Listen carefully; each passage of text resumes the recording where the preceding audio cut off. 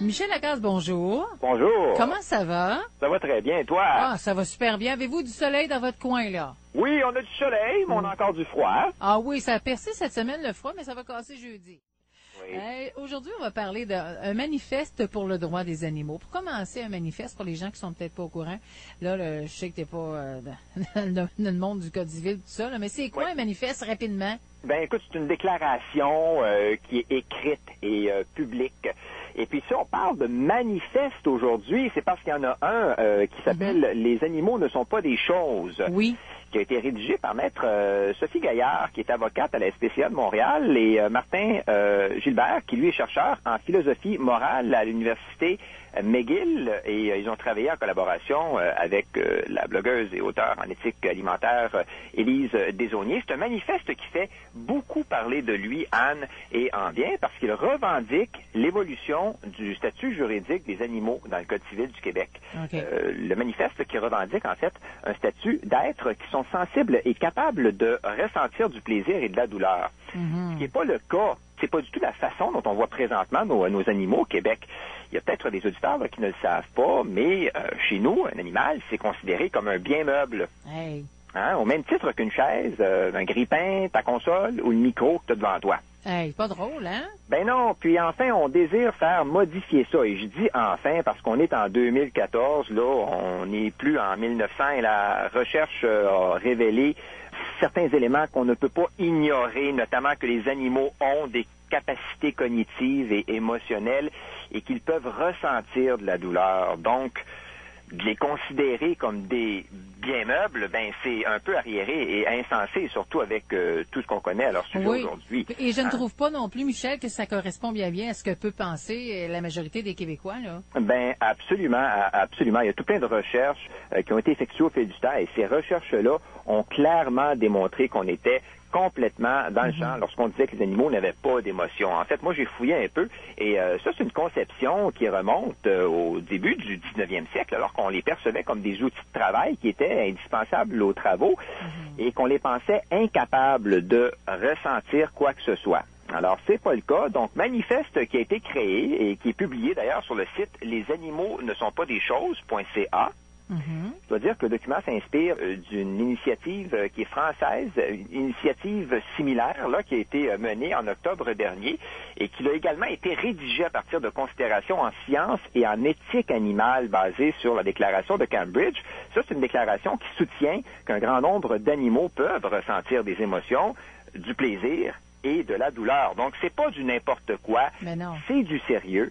Et comme le Québec fait particulièrement une mauvaise figure en ce qui concerne la protection légale des animaux, on se classe, écoute, je l'ai déjà dit au dernier rang là, des provinces canadiennes, ben, je crois que ça peut juste avoir des conséquences bénéfiques sur les mentalités et sur l'application du droit qui existe lorsqu'il y a maltraitance et ainsi de suite. Alors, pour les intéressés, ben, il est possible de signer le document via Internet sur le site que j'ai nommé.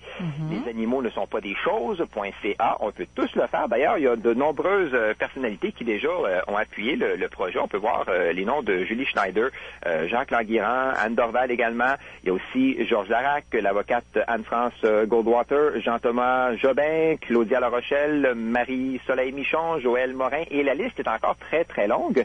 Et après quelques jours seulement, on est déjà rendu à 24 520 signatures. Wow! Je suis allé voir ce matin, là. Donc, ça va très bien. Et j'ai hâte de voir la suite des événements. Il faut que ça change. Ça, c'est certain. Je disais qu'en Autriche, en Allemagne, puis en Suisse, les animaux sont considérés maintenant comme des êtres sensibles à part entière, mais à des fins d'application de la loi, ben, eux sont assujettis au régime de la propriété. Donc, s'il y a divorce, par exemple, au sein d'un couple, ben, c'est le tribunal qui prend la décision en tenant compte des intérêts de l'animal. Alors, on va suivre les développements en ce qui concerne ce manifeste-là. Et encore une fois, les gens peuvent évidemment poser leur signature électronique au site Les animaux ne sont pas des choses.ca. Je pense qu'il y avait déjà eu possibilité du côté d'Ottawa pour faire une loi, mais que ça n'avait pas passé. Ça n'avait pas passé, effectivement. Là, j'ai pas tous les détails, mais je me rappelle qu'il était lui quand même très proche. Ben, c'est une bonne chose. Donc, le site, c'est les animaux ne sont pas des choses.com. On peut aller signer. .ca, oui. .ca, pardon. Donc, on peut aller ajouter notre nom aux ceux qui sont déjà là. Oui.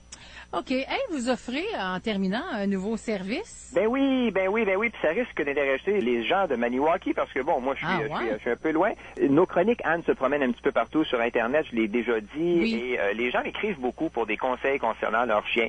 Alors, on a décidé de mettre sur pied un tout nouveau service qui est un service de consultation par téléphone. Wow! On a travaillé là-dessus, Nadine Caron et moi. Nadine, qui est l'éducatrice avec qui je travaille. Oui. C'est un service qui est payant, je tiens à le souligner, mais qui est beaucoup moins coûteux que lorsqu'on a à se rendre à domicile chez les gens.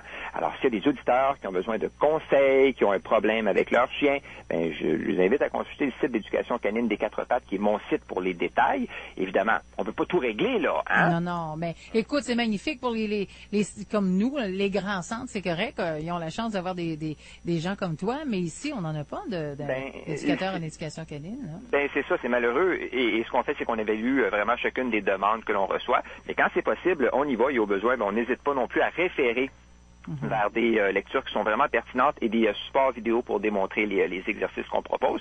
Ce sont des consultations qui durent 30 minutes ou 60 minutes. Alors, les gens peuvent se rendre sur le site d'éducation canine des Quatre Pattes pour plus de détails. Michel, as-tu un numéro de téléphone à nous laisser à ce cas-là? Oui, en fait, c'est le 514 433 6266. Alors, le 514-433-6266. Oui, absolument. Et il y a le site web et les gens ont juste un petit questionnaire et le paiement se fait par PayPal et tout ça. Donc, ça va très bien. Mais si les gens ont des questions, effectivement, donc les gens peuvent composer le 514-433-6266. Un gros merci. Mais je leur fais pas gagner un T-shirt comme toi, malheureusement. Non, OK. Hey, merci, Michel. Merci beaucoup, Anne. À la semaine prochaine. Bye-bye. Bye-bye. La chronique éducation...